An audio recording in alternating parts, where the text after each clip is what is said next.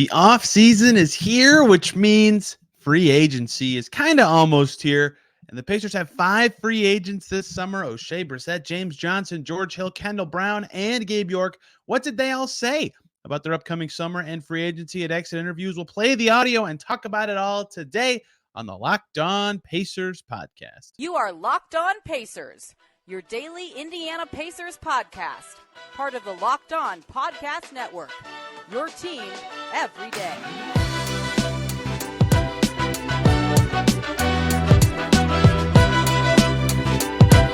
Welcome in to another edition of the Locked On Pacers podcast, where we, of course, talk about the Indiana Pacers. As always, my name's Tony East. I cover the team for Forbes and SI, and today, lots to get into on the free agency front, sort of. Free agency is a long way away. We could preview players the Pacers might sign, the resources they might have to do so at a later date in this offseason. But I want to start, as usual, by looking at the Pacers' own free agents. They have 5 upcoming in this offseason. 1 who played significant minutes for them, 2 who played insignificant minutes for them, and 2 who are on two-way deals. But one of them has a very unique situation, and that's Oshae Brissett, James Johnson, George Hill, Gabe York, and Kendall Brown. All of them were asked at exit interview day, you're a free agent this summer, right? What are you thinking about in that situation? What are your priorities? Something to that extent. They all answered it very candidly, and they're all unrestricted free agents except for maybe York and Brown. We'll see on those, but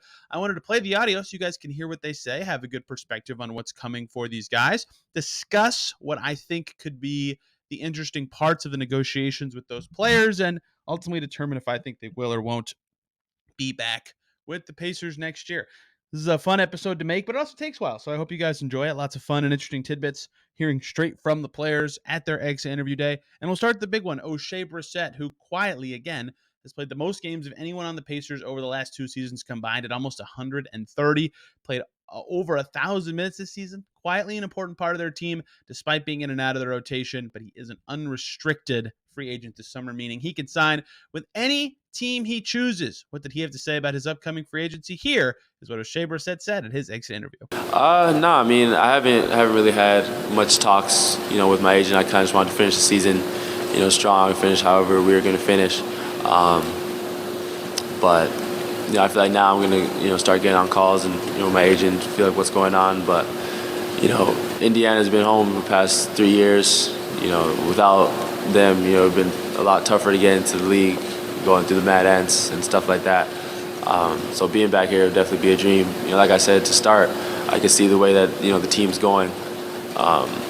So, knowing that and knowing what I could do, what I could bring to the team and how I could help is, it's exciting. But, at the end of the day, I just got to control what I can control. And, this summer is going to play out however it plays out. An interesting career before Indiana, right? Like talking about how the Pacers got him a spot in the league, because he did have that rookie season with the Toronto Raptors, but he was on a two-way deal back then, right? When he was with the Raptors, and then ended up being the bubble season. So it was all just weird, right? Quite frankly. And then he came back to the Raptors and got some guaranteed money, but got cut before camp because he got hurt. And so had to work back through the Mad Ants, right? He went to the G League bubble, if you even remember that, to get back into the league, right? So the Pacers really extended him an arm with those 10 days, and he shined on them and earned his spot back in the league. But at the time, that was a good marriage for both parties because the Pacers needed bodies and forwards, and he needed a spot in the league, bada bing, bada boom. But he really earned the spot on the team, right? He was excellent that first year. His scoring dropped certainly every year, but like I talked about with him last week, mistake-free player, really. Besides that, his shot has escaped him, which is, of course, a mistake. Missing shots is not good.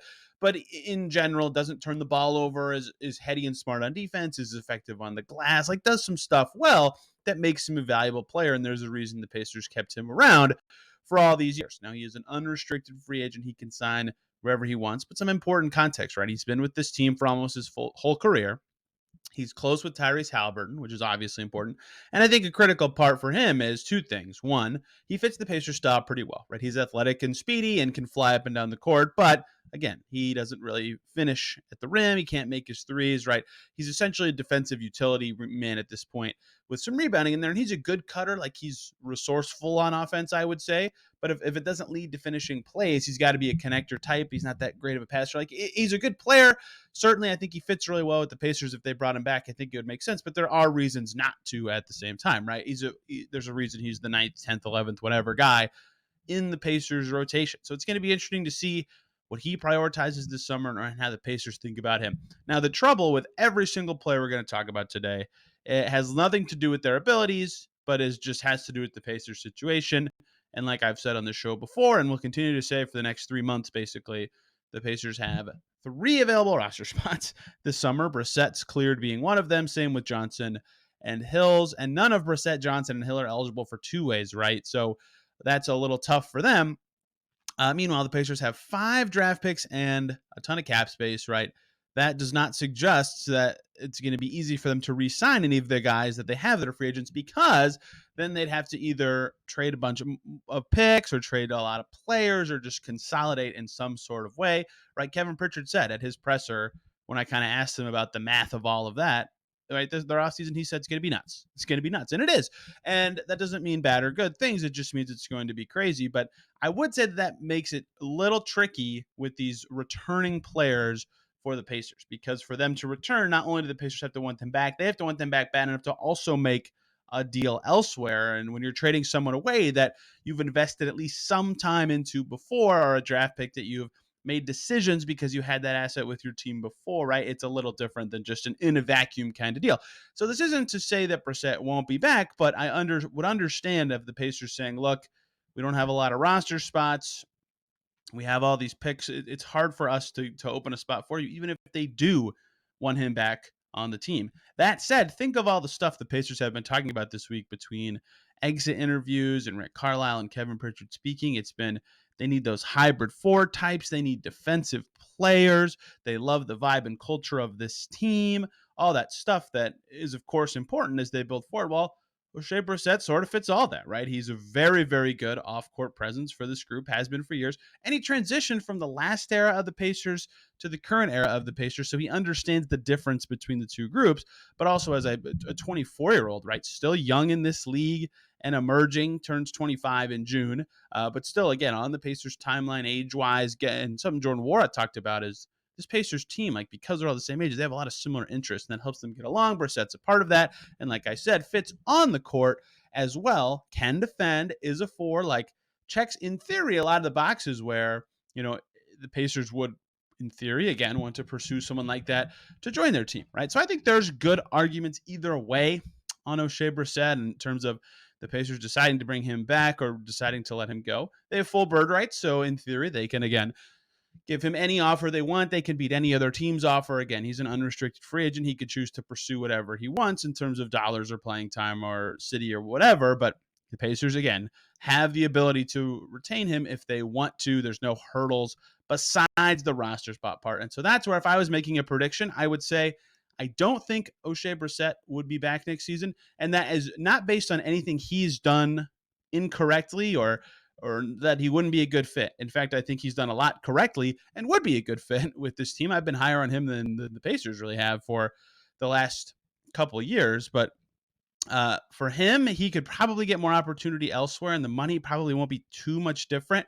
So I would imagine Oshae Brissett will not be with the Pacers next season. But a lot can change, right? If the Pacers make a ton of moves on draft night, then all of a sudden his chances of staying go way up. Or, right, he's technically extension eligible before the draft even comes around. Perhaps he and the Pacers agree to something before then, and that could even lock him into his spot with this team if that's something he and the Pacers are in fact interested in doing. Now, granted, when the season is over, there's a lot less incentive for the player to do that. Why not just see if that offer is there with more money or something from another team? But these are all factors to consider. But as of right now, that would be my prediction with Brissett, but a lot can change still. His perspective is, of course, noteworthy. His journey to the Pacers is, of course, noteworthy. We will see how all of this ends up as the offseason progresses. Next up, let's do 2 guys in 1 segment. The vets, the OGs, as they have been called, James Johnson and George Hill, the 36 and 37-year-old vets. What did they say about their free agency? Could they be back? Does it make sense? How do they fit into the roster crunch for this Pacers team? We'll get to that in the second segment. But before we do so, a quick little break so I can talk to you guys about eBay Motors. For a championship team, it's It's all about making sure every player is a perfect fit, like we're talking about today. It's the same when it comes to your vehicle. Every part needs to fit just right. So the next time you need parts and accessories, head to eBay Motors. With eBay Guaranteed Fit, you can be sure every part fits right the first time around. Just add your ride to My Garage and look for the green check to know a part will fit or your money back, because just like in sports, confidence is the name of the game when you shop on eBay Motors. And with over 122 million parts to choose from, you'll be back in the game in no time. After all, it's easy to bring home a win when the right parts are guaranteed. Get the right parts, the right fit, and the right prices on ebaymotors.com. Let's ride. Eligible items only. Exclusions apply. Thank you, as always, for making Locked On Pacers your first listen today and every single day. Lovely weather day in Indy. I got my Phillies hat on despite them being really rough to start this season, unfortunately. Losing to the Marlins just hurts my heart.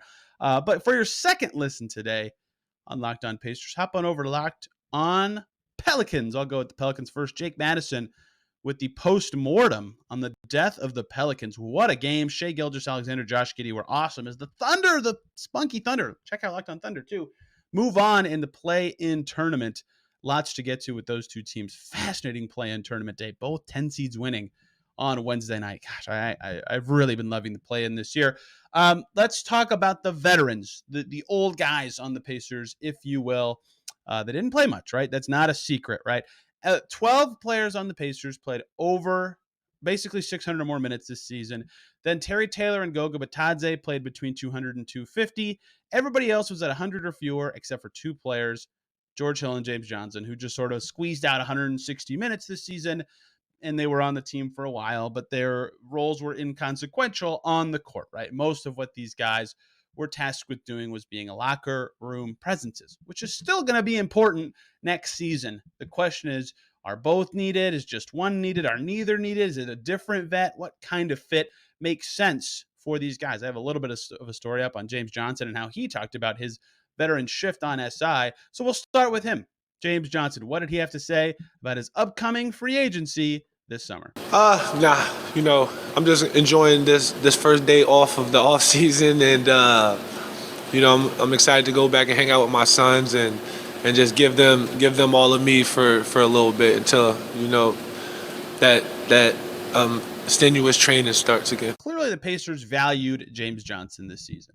They could have cut him and freed up a roster spot and freed up some money at the contract guarantee deadline. They kept him, right? And that made a lot of sense for cap reasons and for team building reasons. Then the trade deadline came and went, and they cut him to open up a roster spot, and then immediately cut Serge Ibaka to bring him back because he was that valuable to this team as that vet all season. The Pacers adored what he brought to this franchise. He did not provide much value on the floor, right? In that 2 minutes, he never scored. His best game was like 8 points, 5 assists, 3 rebounds in Detroit. Like, he did some good stuff, certainly. I don't even think he would think his value on the court was what it used to be. But he was in the rotation for a Nets team that made the playoffs 2 years ago. Like, he had stuff in the tank. But this year he really pivoted and leaned into being that leader type. That's what I asked him at media day. Like, was it hard for you to kind of flip that switch and be like a purely off-court leader type this year? He said, I learned I could do it. Going from such a competitor like myself and a warrior like myself, I thought it'd be harder to transition than it really was. And then later, he said, for this group to allow me to help steer in a direction that I felt was toughness and winning like. I always liked the saying, act like a champion, think like a champion until you become a champion. I didn't have to install that on this team as much. It was already ready for them, right? So he had the right attitude every time a young player would be asked about who's been helpful for them or what good advice have you gotten recently. They'd always say James Johnson or James said this or something like that. He kept the attitude light. That's all really important. Another important factor, though, is they got George Hill at the trade deadline also.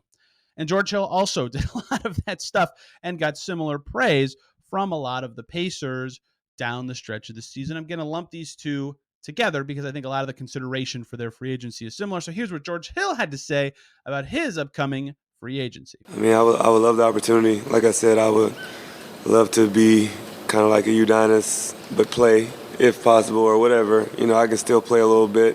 I'm not saying Udonis can't, but I think I still have a little gas left in the tank, a little bit if need be. But to pull off like a Udonis type role, for many years now, and then try to be that guy who played the most years in the league with my hometown team. I think would be an honor. It'd be something that's awesome, but that's not in my control. So, and not many people really want a specific role with the Pacers franchise just because of the market it's in. So again, another big thing for George Hill in this market is that exact situation. So look, both of these guys were much more valuable in the locker room, off the court, in team meals, whatever setting you'd like to describe, more so than on the court, except for the last game against the Knicks when they were both, vintage James Johnson and George Hill, of course.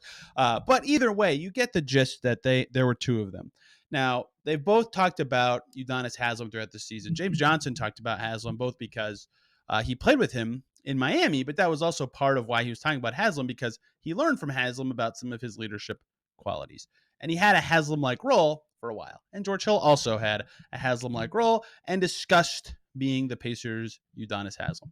And that's all great. That is an important player. There's a reason the Heat kept bringing him back and back and back. And the other factor here is there was not two Udonis Haslems on the Heat, right? They occasionally had more than one veteran on that team, sure, but they did not have two just net, effectively zeros on the floor. Not total zeros, right? Again, Johnson had some good games against the Nets. His former team was okay in their last two games. Started against the Knicks, was point guard in Portland one night. Like, again, not useless. George Hill showed that he still has something in the tanks between, like he said, of course, between his time with the Nets and the Pacers this season. But to me, you don't need two of those, super awesome off-court vet types on a team. If the Pacers determine they want both of these guys, then that makes some sense, I suppose. Like, they were both extremely valuable to the team. I would understand the thinking behind keeping them both, but I also think you don't need two of them necessarily next season. And so I don't know who they would pick necessarily, but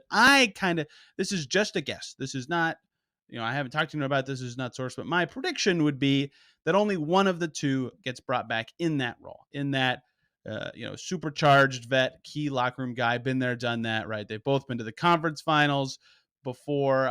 George Hill's been to the actual NBA finals. They both played with MVPs before.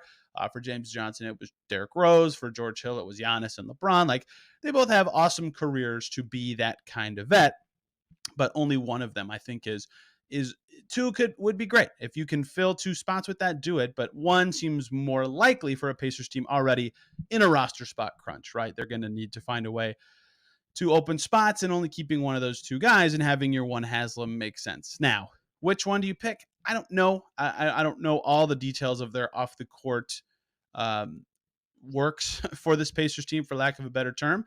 I will say this: if you're in need of an emergency player as a team, you'd probably prefer the point guard, just because, George Hill, if he can do something like making sure you always have at least somewhat capable play at a position who has the ball all the time, it's pretty important. Pacers found out the hard way with the likes of Brad Wanamaker 2 years ago. It can happen if you don't have capable play at that position for an extended period. So that might be a little bit of an advantage for George Hill. But again, I don't know how they feel about their off-court differences and how they value all that kind of stuff. So that is just a guess and a prediction. But if you made me just say right now what I thought would happen with both of these guys, I would say only one of them is back in that key veteran role, that leadership role. And that is very important for a younger team, having someone around like that who can talk. And you saw George Hill every time out, one of the first guys off the bench, providing his advice. You saw James Johnson being jovial all the time. Even that game he was technically cut for, he was like in the front row. They were both very important to this team this year, but we'll see how the Pacers decide to manage, if they want to keep them next year, or what either of them wants to end up doing. We'll see. And like Oshae Brissett, both are unrestricted free agents and are free to pursue whatever opportunities they like. George Hill talked a lot about this season, not a lot, but talked some this season about how he would like to retire a Pacer someday. So again, we'll see how that all shakes out. Two more guys here. One that I think could be back with the Pacers, and one that I'm not so sure. The two-way guys, Gabe York, Kendall Brown. Let's talk about those two and what they had to say to close out today's show. Before we do that, though, let me talk to you guys about FanDuel. Grand slams, no hitters, and double plays are back. See the hat, the Phillies hat. And there's no better place to get in on the MLB action than FanDuel, America's #1 sportsbook. That's because right now, new customers can step up to the plate with a no-sweat first bet up to $1,000. Just go to FanDuel.com/LockedOn, sign up, place your first bet and get up to $1,000 back in bonus bets if you don't win. Will Aaron Judge pick up where he left off and hit a bunch of home runs? Will a pitcher go over under their strikeouts or build a same game parlay with your favorite matchups of the day? So don't miss your chance to get a no sweat first bet up to $1,000 when you join FanDuel today. Just go to FanDuel.com/lockedon to sign up. FanDuel, official partner of Major League Baseball. Thank you, as always, for making Locked On Pacers your first listen today and every single day. I promoted the West play-in shows last time, the East this time. Locked On Raptors with Sean Woodley to hear about the Raptors missing a million free throws. DeRozan's kid, the best defender in the NBA, screaming and making people miss free throws. Or if you want to hear about DeRozan's team, Locked On Bulls should be your second listen today. Bulls win, moving on, another 10-seed win. Crazy day in the NBA. Let's talk about the last two guys I want to get to today. The free agent two-way guys for the Pacers. Kendall Brown and Gabe York, both free agents once again for Gabe York, his second straight offseason. Not like he closed the season under contract. He's still under contract through July, right? And that was huge for him last year. He got to work out with Pacers players and the facilities. That's all very helpful. Kendall Brown will have the same luxury for his rehab. The difference between the two is their age and the Pacers' prior investments in them, right? Kendall Brown, 19, soon to be 20. The Pacers traded stuff away to get him. Gabe York, they snagged up with 10 days left in the season, but both played about similar amounts this season. And then in the upset of the year, Gabe York's late season surge meant he did not finish last on the Pacers in minutes. He played 56. Kendall Brown only played 40, but that's part of Kendall Brown's story in free agency is his low amount of minutes and the Pacers' investment in him. So we'll start with Kendall Brown. What did he say about his free agency? What do I think will happen with him? Let's hear it. I'm just focused on, getting better. I'm not really looking into that. Just focused on, getting my leg better and improving as a basketball player. Again, 6 NBA games, 12, I think, G League games between the stress reaction turned stress fracture in that tibia of his. When we were talking to him at Media Day, X interviews, he mentioned that it was 6 weeks exactly since his surgery, right? He didn't play the rest of the season from that point on. I'll be curious what his summer looks like. But remember, Kevin Pritchard did mention him at Kevin Pritchard's end of season presser, mentioning that, yeah, maybe he is back on a two-way deal or a standard contract. And I'll explain this again, but if you haven't heard this, right, something did happen late in the season that, made me perk up on the Kendall Brown free agency front. And that is, the Pacers, when they signed Gabe York in late March, right, they cut Trevelin Queen to do so. But Queen, by all accounts, was healthy. And look, he got suspended for a G League game, and who knows what investment they had in him long term. But they cut Trevelin Queen to sign Gabe York, and Trevelin Queen could have played. Like, they could have evaluated him down the stretch of the season. Instead, they just cut him so they could sign Gabe York and keep Kendall Brown and his rights on the team. And that made me go, so maybe they do want to continue to invest in him and see if they could bring him back next year for another year, because if they already had given up on him or they thought the injury was going to really slow him down, they could have just cut him and had Queen and York for their last couple games. So maybe that's too minor. Maybe I'm overthinking that. I probably am. But either way, Kendall Brown, they can make him a restricted free agent this summer, right? They clearly have an affinity for his game. They talked about that at the draft last year. They were stunned he was still there at 48. They gave up a pick and cash to get him. Sometimes when a GM says, we couldn't believe this guy was there in the draft, like, they're just saying that because it sounds great. But if you trade stuff away to get a player, you clearly actually were interested in that player. So the Pacers clearly, again, their actions suggest they really liked Kendall Brown and they got him. He's a forward, he's a wing, he's athletic, he's all this stuff that would fit what the Pacers are and what they can do. So he does make sense as a guy that they might want to bring back. He's still really young. They didn't get a ton of chances to see him. Rehabbing from an injury could be helpful for him next year. And they have some experience with similar types of situations, right? Edmund Sumner, they drafted. He'd already torn his ACL then. He got a 2-year, two-way deal, rehabbed, played one game his rookie year, played more his sophomore year, grew with the franchise, and bada bing, bada boom. The difference there is he got 2 years on his two-way deal. Here, the difference being Kendall Brown got 1 year. Brian Bowen, let's talk about Brian Bowen. If you remember him, high school standout, had some college recruiting stuff go wrong. He went undrafted. Pacers get him on a two-way, and he had a fine first year on his two-way. So they brought him back on a second two-way the following season. Now, they were so banged up that year, they ended up cutting him to bring in Amita Brima, but they have re-signed a guy on a two-way consecutive seasons. They've had a guy on a two-way who's injured consecutive seasons. There is precedent for the Pacers bringing back someone like Brown, continuing to try to grow him in their program and see what he can be. And so I think because Pritchard said it's possible they bring him back on a two-way or standard deal, that they'll just, gave him a qualifying offer, make him a restricted free agent this summer. And, sometimes with these two-way guys, teams will let them go out there. And if they get a fully guaranteed standard deal, they'll just let him go. But in the absence of that, and I don't even know if the Pacers would allow that to happen, but Brown said he should be ready to go by Summer League. This is just a prediction, but I would guess that Kendall Brown plays at least Summer League for the Pacers. And if he's healthy by then, perhaps they just sign him to another two-way and he's back on the team in that capacity next season. That's perfect for a guy like him, right? Who needs the development reps, can get them in the G League, and is still in a recovery rehab situation right now. And I'm still very intrigued by his game. His defense and speed in the G League were just, that guy, he can cover so much ground. If he can put it together, and he's very raw at this stage, I mean, he could be something. Gabe York also discussed his free agency, his second consecutive summer, again in a similar situation, just play a few games for the Pacers on a two-way to end the season. The 29-year-old guard, what did Gabe York have to say about his free agency? Apologies for the audio here. I got this one from a different circumstance. It sounds worse. But Gabe York on his free agency. Yeah, stay vigilant, stay focused, keep my head down, keep working. Same thing I did last year, keep continuing to work on my body, try and stay as young as possible. So that's kind of my goal for this summer, just stay healthy and continue to get better. Just take care of what you can control. Work on your body, work on your game, and see where the chips fall, right? He got the Exhibit 10 from the Pacers in camp. That's huge. That's more money. But for him, right, the big thing I talked to him during the season about this, he just grinded to be in shape so he could just be a better conditioned player on the court, and that made him way better. He was good last year in the G League. There's a reason the Pacers called him up, but he was awesome this past season, one of the best players on a Madden's team that made the playoffs, and conditioning was a big part of that. But also a big part of that was working out with Tyrese Haliburton and other talented Pacers youngsters.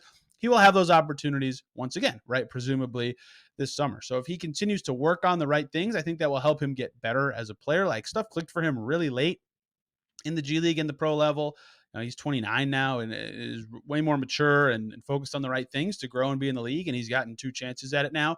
And I think he knows what he needs to continue to work on and improve if he wants to get a more extended stay in the league. Look, I don't think he'll be back with the Pacers on opening night next season. They don't, especially if they keep George Hill, which I guessed. I don't know if they would in the last segment, but then they don't need another guard. They have, if they end up with the Heat pick instead of the Rockets pick, they'll have 2 picks in the 50s potentially in the draft. That's a good time to grab a two-way guy in the draft. They might just not need Gabe York anyway.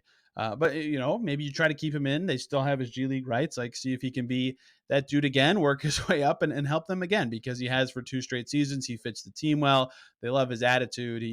He showed he can shoot it from 3 in his time with the team this year. Didn't, struggled from other areas, but, hit 6 threes in 3 games, right? He did some good stuff. He scored more than Trevelin Queen did for the Pacers this season and only played in 3 games, right? He's a good, talented player, but maybe at his age and current situation, not the perfect fit to come back, but we'll see. If he continues to, again, focus on the things he focused on last summer, there's a chance. So in summary, 1, you heard the audio from the players, but 2, I think Oshae Brissett not back due to roster crunch, but there's a chance if other moves are made that make it more reasonable for them to bring him back. I think 1 of George Hill or James Johnson is back.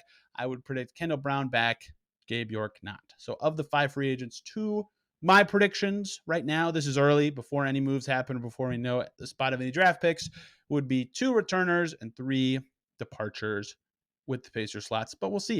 If you think I said something dumb, tweet at me at TEastNBA or comment on the YouTube video if you're watching there. This podcast is at Locked On Pacers on Twitter. Thank you guys a ton for listening. Tomorrow, Derek Kramer, iPacers blog, is going to join us for a post-mortem on the Pacers season. What went right? What went wrong? What grade would we give the 2022-23 Pacers? Then next week, we'll transition a little more into off-season mode, leaning into some of those big topics, talking about the lottery drawing, the random drawing for draft picks when it happens. I believe it'll be next week. We got it all here on the Locked On Pacers podcast. So thank you guys so much for listening. Have a wonderful day. We will see you tomorrow.